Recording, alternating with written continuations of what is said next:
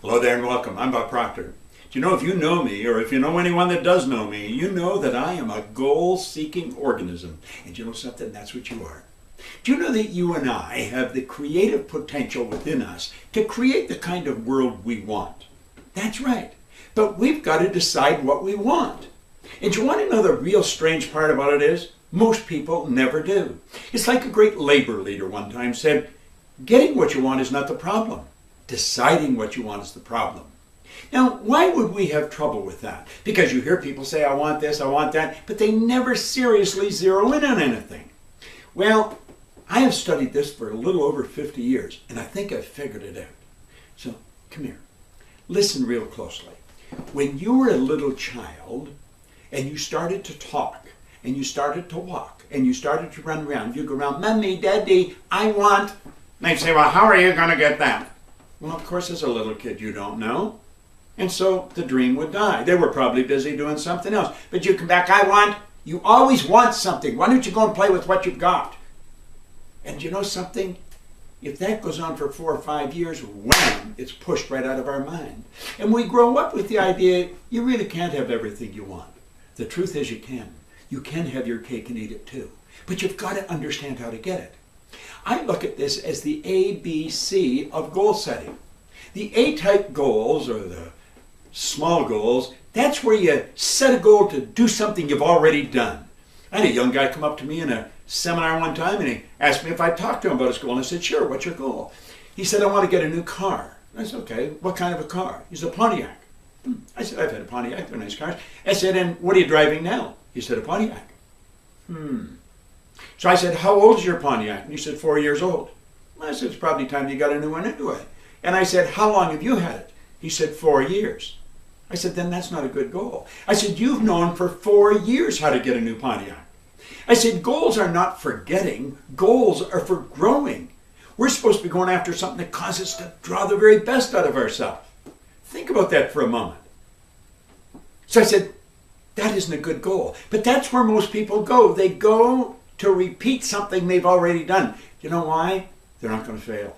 They're not going to look bad in front of their friends. Now, every now and then you watch a recording like this, or you get into a good book, and everything starts to jazz up in your mind, and you say, I'm going to stretch. And so you sit and you get a pen out and you think, let me see, what could I do? And you write down, if they did this, and if they did that, and if she comes across with this, and if he comes across with that, if everything falls in place, I could do, and they decide on something.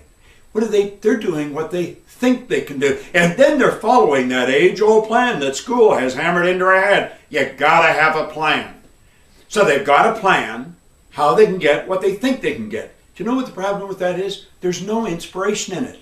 And pretty soon it dies. Why? Because it's not really what they want. It's what they think they can get. There's no inspiration in going after what you think. That's strictly intellectual.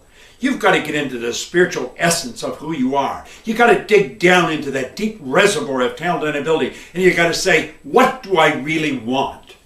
Now, if you choose what you want, I can guarantee you one thing. You will not know how you're going to get it. No. See, wants take us into a different dimension. They take us into a dimension of thinking where we've never been. And that's the idea of the goal, to take us where we've never been.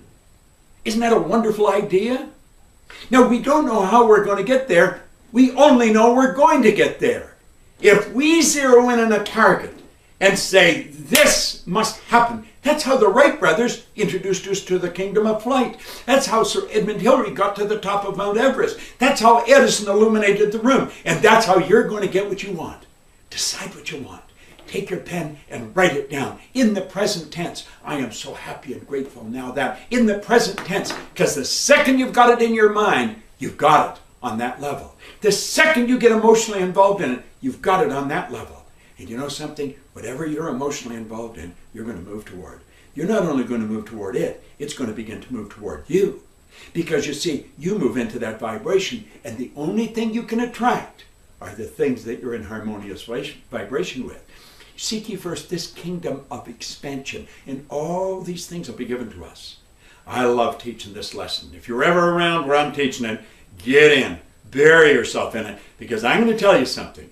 It's helped me earn millions of dollars. It's helped me build a company where I operate all over the world with very interesting people. It's helped me live in a healthy body with a healthy relationship with a lovely group of people. And it'll do the same for you. Now let me ask you, what do you really want? And remember the rule. If you know how to get it, it won't be any good. You got to go after something you don't know how to get it, and it'll keep you stirred up and inquisitive until the day it manifests in your life. It's a beautiful idea, and it's an idea I've been living with for a long time. I wanted to share it with you. Go and use it. This is Bob Proctor, and thank you.